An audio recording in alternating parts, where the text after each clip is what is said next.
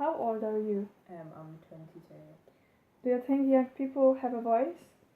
Um, in the UK, if you're 18 and older, you can vote. But I think because a lot of young people don't know about like what it means to vote, they don't vote. So I think we have opportunities, but I think some people just don't take the opportunity.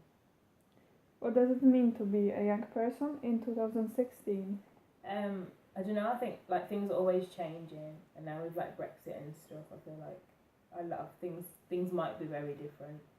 So I think it's just a matter of having a better understanding and being educated on certain things. Because, as I said before, like politics and stuff like that, young people aren't really taught about it. So like, my mum will be like, "Oh, you should vote," but she doesn't say why.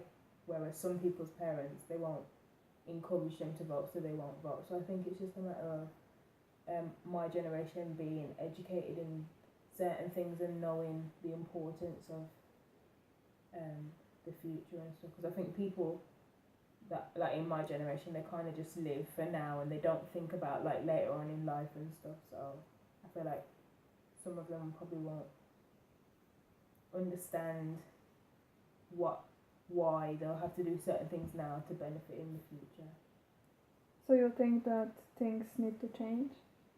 Yeah, definitely. I think in terms of like politics and stuff, I think people do need to be like educated, but in terms of like independence and things like that, I think the generation I grew up with, that they are quite independent and like in terms of like working and stuff like that, so that's good. But I think in other areas, it's just a matter of knowing more information and stuff. To yeah. Europe accepts all refugees. I think we should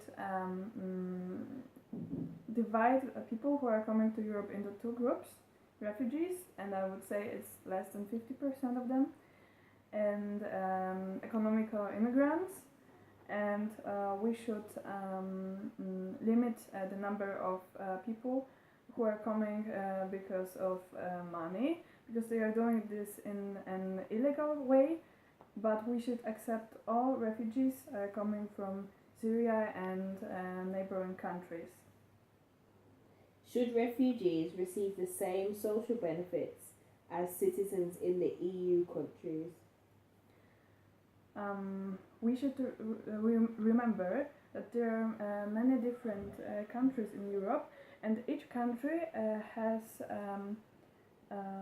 another laws about social benefits. So there is a big difference between, for example, UK, Poland, and Germany, and I think we should limit social benefits for refugees, but we should give them place to sleep and also something to eat, but they shouldn't have a pocket money. They should have a possibility to work for this pocket money from the beginning. Even if they don't know the language, they should have a possibility to work. We shouldn't force them to do that, it's clear, but yes, we should give them this possibility. How would you describe 24/7 people? I would say even the title says that they are connected 24/7, so all social media, doesn't care what, Twitter, Snapchat, Instagram, they're always connected. They know what their friends are doing rather than calling them and asking them. They just see what they're doing in their posts. And I could say they're more self-centered. They're lazy because everything's in the palm of their hands. Why connected 24/7? As I said, yeah, they basically have 24/7 access to everything. It doesn't care where you are or what you're doing.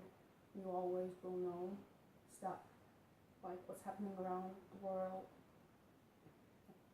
How does it affect communication between people? I would say it's rather a sad situation because rather than calling the person and asking what are they doing, how was their day, you just text them, and rather than meeting them, you also just Skype call or video chat instead of doing what normal people do, go out. What effects have already happened because of all the technology?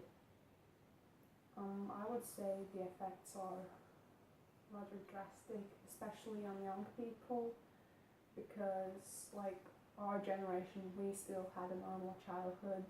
Then the kids now, from the age of 2 or 3, they already know how to use a phone, a tablet, everything. They know how to find something on the internet. We had normal childhoods. We just went out and played in the sandbox while they do it on their tablet. So yeah, thank you.